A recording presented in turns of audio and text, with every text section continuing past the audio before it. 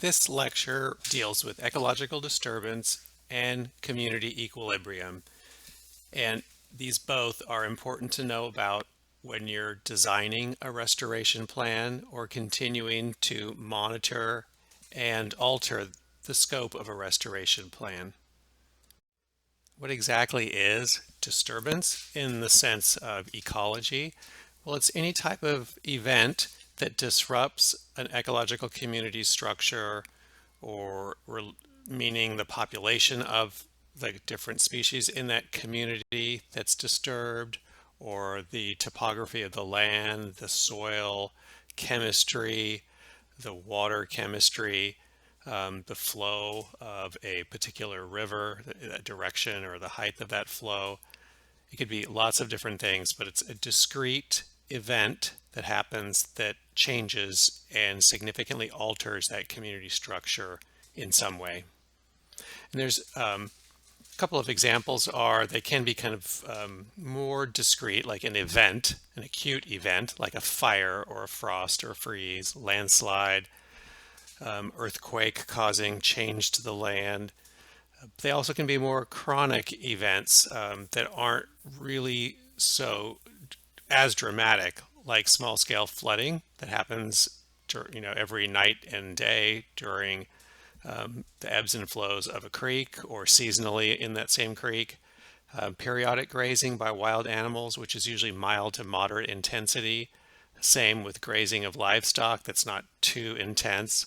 Seasonal temperature changes, predation, drought that comes periodically. Those are all usually more moderate level to low level impacts or events and that happen more often. So both types are forms of disturbance which will change, alter, shape, and structure an ecological community.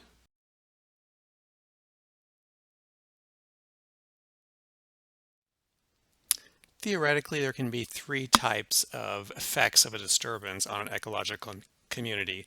One would be that, like in the top graph, you have kind of your normal state, could be a population level of a species, temperature, lots of things, but that is a kind of a normal level for that community. And the disturbance, where the arrow is, changes it to an altered state, and then relatively quickly that community recovers back to its original state. That's in that top graph A. In B, it would be where a community is considered non-equilibrium, meaning when a disturbance does occur, it's thrown off. And here they're showing you two disturbances. There's one original one and then a second one. And the combined effects changed that community so dramatically that it's not able to return to the type of community that it was before. It stays at a different level or a different structural form of that community. And the last one here showing you is a community altered by human activities such as farming or forestry, subjected to some disturbance by fire or flooding. Say there's a farm on the edge of a river and the river floods and it destroys that farm, but the farm being a farm was already highly disturbed from its natural state and it prevents it from recovering in a short time. Not so different than B if we include human actions as disturbances in the definition of a disturbance. There's a lot of words on this slide for those of you who like to read, but for those of you who like to just listen, you can learn a little bit about the coral reefs and that ecosystem and how they're affected by disturbance. They've been around, as far as scientists know, for about 60 million years. So when these were starting to be studied at a community level, an ecological level, more in the 60s, 70s, 80s, end of last century, they were thought to be an equilibrium community. So a community that hasn't changed, it doesn't change very much. When ecologists started to coin the idea of these concepts that some communities are at equilibrium and some are non-equilibrium. The equilibrium ones would be the ones when a disturbance happens, something alters it, an event, that they relatively quickly rebound to the function and structure that they were before the disturbance. That's equilibrium. And non-equilibriums would not go back to what they were before the disturbance. So this coral reef and the island here off it's Heron Island off the Great Barrier Reef of Australia. That was thought to be a coral reef, and most other coral reefs are thought to be at equilibrium. And studies started to be done looking at the effects of these tropical storms on the communities. Tropical storms would be something that would be considered an exogenous or external disturbance that comes from outside the community and affects the community. But they also looked at the recruitment of coral larvae onto new spots that were cleared by the tropical storms. So coral, when you look at coral, it looks like this little branching structure. It's covered with these little polyps. They're little, not microscopic, but very small animals, and they actually have a larval stage, which is free swimming. So when new openings are created, like somehow some of the coral polyps, each one of those individual little organisms that cover the surface of all of these branches, one of the polyps is destroyed or knocked off or eaten, an opening is there, a clear spot. And so the recruitment of new coral polyps onto that place is what some of these studies were looking at. And when these storms come through, they damage coral and they create some openings.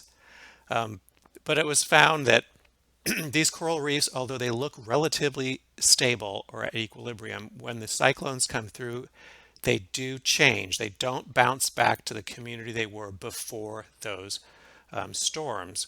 And that is because the rate of recovery and the way they recover with the free swimming larvae isn't the same rate as the rate of the cyclone. So they're damaged or they're altered more than they can recover. So they are changed, pretty much forever. And they are considered then at a non-equilibrium state because they're always changing. So this is really to introduce you to the ideas of communities, how they're affected by disturbance, and whether restorationists should be able to kind of conclude that a disturbance in any given community can alter that community forever, or can that disturbance just be a blip from which that community recovers from? Both would require both equilibrium communities and non-equilibrium communities in nature would require different approaches to restoration. These are the graphs of some of the results from those studies of that coral reef.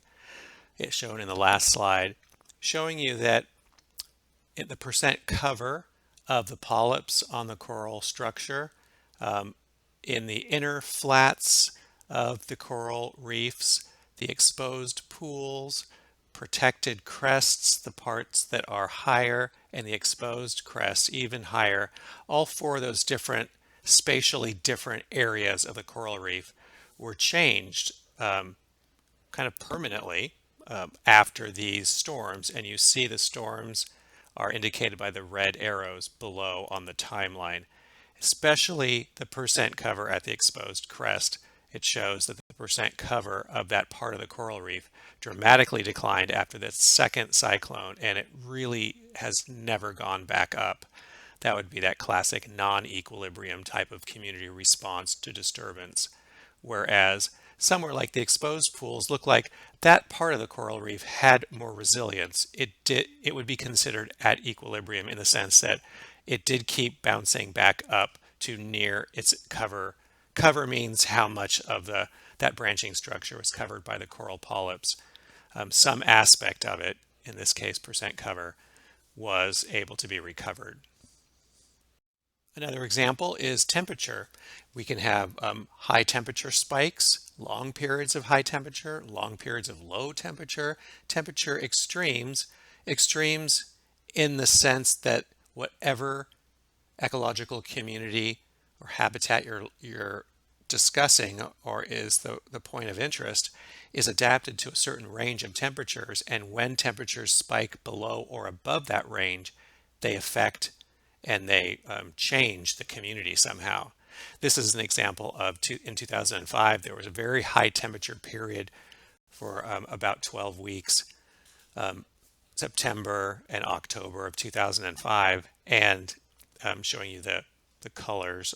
Obviously the darker the purple, the hotter it got. But that affected the coral in that Caribbean area because once temperatures go over what's considered that green level, which is higher than those coral reefs are adapted to, they do not endure that for maybe for a little bit, but not for 12 weeks. That alterably changed those coral reefs basically by killing a lot of the polyps because what they do, coral polyps, all the little individual organisms coating that branching structure that make up coral, they have actually symbiotic algae living inside of them from which they photosynthesize. So these are these little branching, they kind of look like a little sea anemone coral polyp. There's thousands and thousands of them covering a coral structure, and they all have algae in them, and that's how they get some of their nutrients by the photosynthesis that's done by that algae. It's called zooxanthellae algae. But if the temperature gets too high, then they start to release or kind of push out, they call it spitting out that algae, and that's the bleaching. They lose those coral polyps lose their color, and it's called coral bleaching, and those coral die. So that is how temperature spikes can be a disturbance that alterably changes that community. This is an image um, of the Poecilipora coral in the Indian Ocean in 1998, due to some temperature fluxes there caused coral bleaching. And this is showing you one coral colony because coral is colonial, lots of little teeny polyps covering this calcium carbonate branching structure. But they just part of this one colony spit out its pigmented alga, and that's what's creating these two different colors in the same coral colony. Non-native species can also be a significant ecological disturbance to ecological communities, and a great example is right here off the coast of Southern California, Santa Cruz Island. There have been quite a few non-native animal species on Santa Cruz Island. Rats, cats, um, and rabbits as well. They were all gotten rid of by the Park Service when they first started to clean up Santa Cruz Island. The biggest problem by far were the feral pigs. In 1853 is when the first Santa Cruz Island ranch pigs, so pigs that were just on people's ranches there when they were ranching the whole island, it was privately owned. Some ranch pigs got loose and went into the wild, and after a few years, that wild population of feral pigs became hundreds, and then later, 150 years later, thousands of pigs. Fennel also, the pigs would dig up a lot of the native species and undergrowth, and especially annuals, and fennel got over there. Fennel is a plant that's not native too, and it took off because of all the disturbed areas from the pigs, and it grew faster than some of the native plants, so it took over a lot of areas. Obviously, fennel is not an animal, but it is an important disturbance there on the island. Golden eagles came in also after the bald eagles started to decline in their populations because of the long-term presence of DDTs in the ocean from dumping by humans, and that chemical caused the eggs of the bald eagle's shells to not be strong enough to hold up the weight of the mom, so those bald eagle eggs they'd get crushed by the mother and they wouldn't hatch. So when the bald eagles left, because of that, the golden eagles, which only hunt on land, they came in, and they also liked all of the baby pigs or piglets because they were easy prey. So they took over, and they also ate baby island foxes too. So we have just kind of a big, you know, cluster of all these different non-native species inside Santa Cruz Island are colonizing it, disrupting and equating to numerous ecological disturbances. The pigs, by far the biggest one, which created kind of a cascade of problems with um, the golden eagles and the fennel, and the pollution is another disturbance that has affected this. And if I didn't say it before, the bald eagles only hunt on the ocean. They don't hunt on the land, so they would not have been a predator of the baby foxes, nor cared about the pigs as much. But all of these were a big problem. The story continues next. Well, it was found that the island foxes were declining because of all the problems mentioned in the last slide. So they went down to a very low number, and they became endangered in 2004. They became an endangered species. And the Park Service realized there were so many disturbances here that something very drastic had to be done.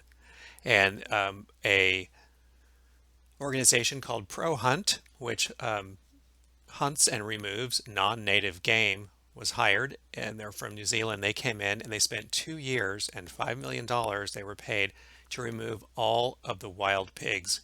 Like I said before, there was about, I said thousands, but there were specifically a little over 5,000 feral pigs.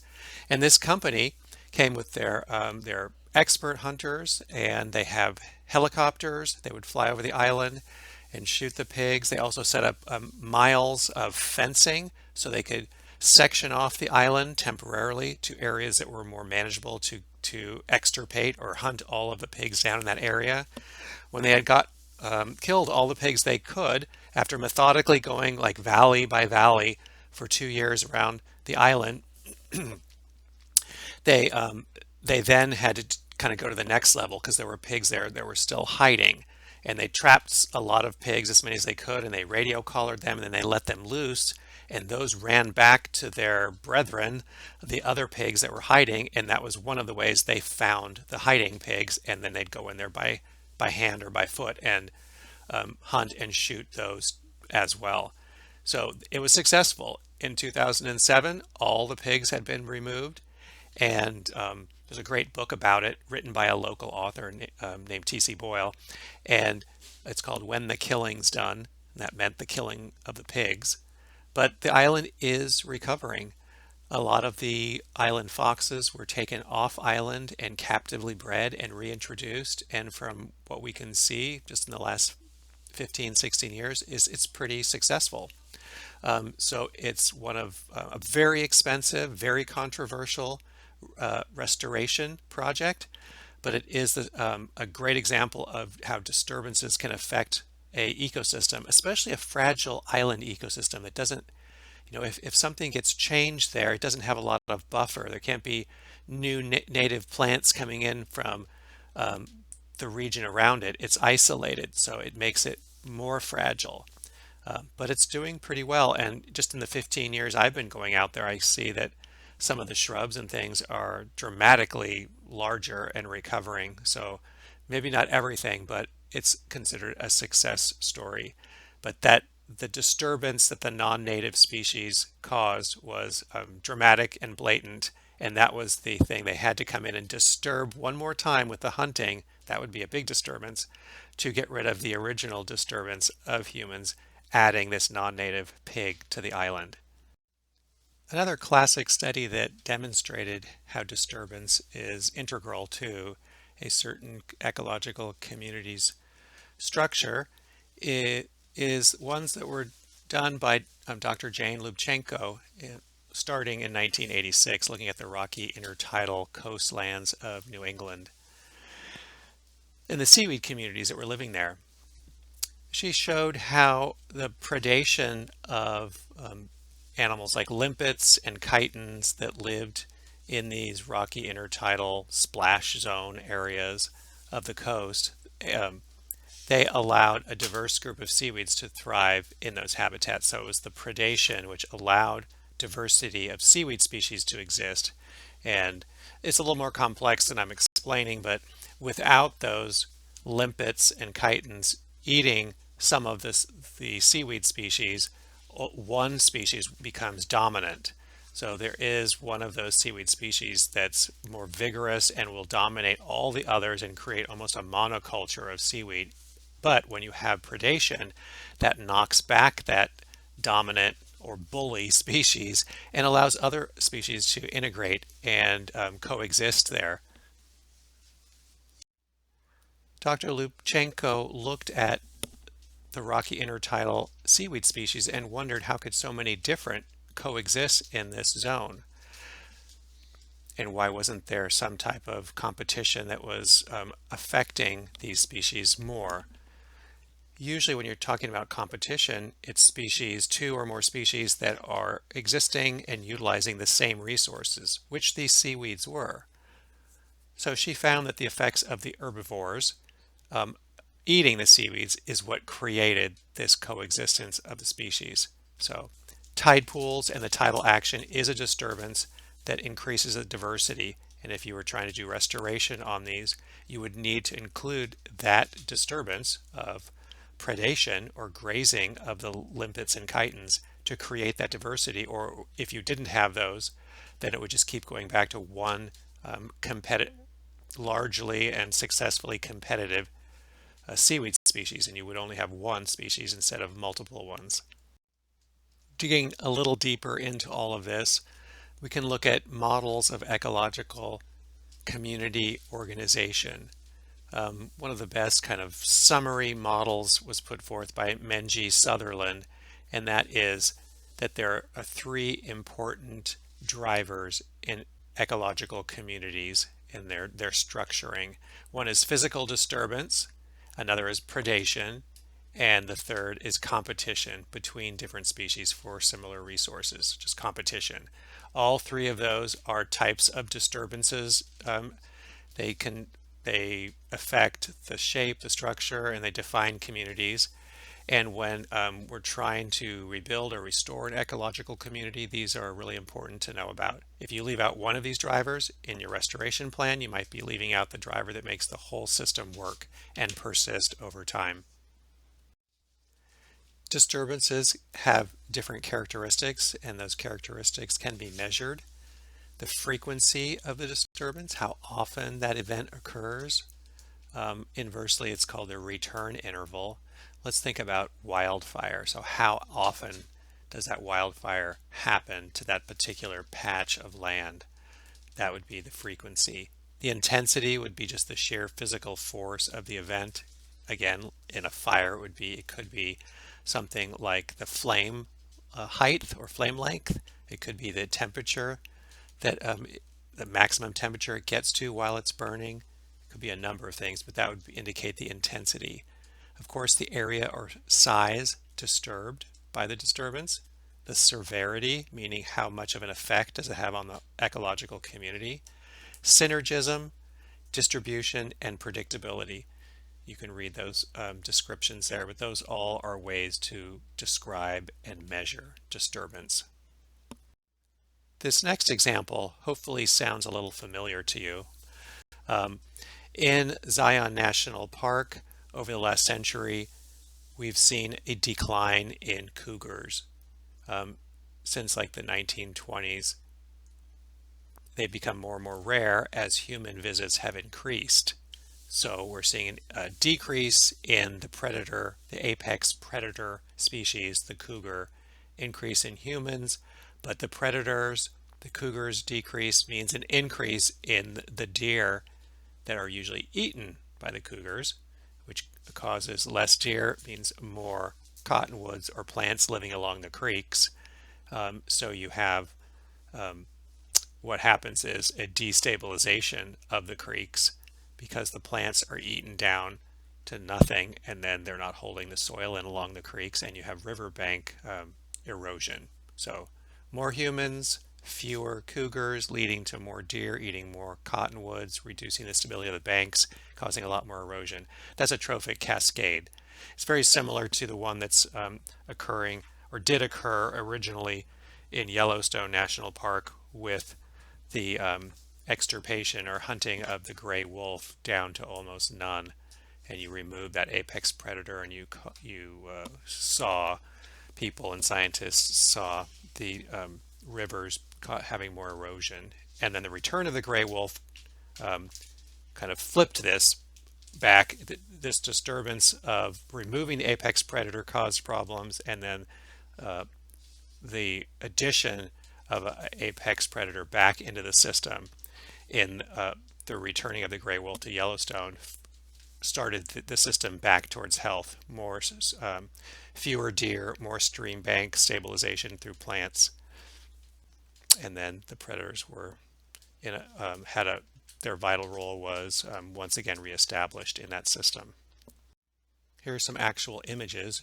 That's not the exact same spot, but they are analogous. So A is North Creek of Zion National Park, where cougars are more common. Look at the vegetation, very lush, and the stream, the exposed water stream bank and stream itself is very narrow compared to the right, which is analogous in size and ecosystem.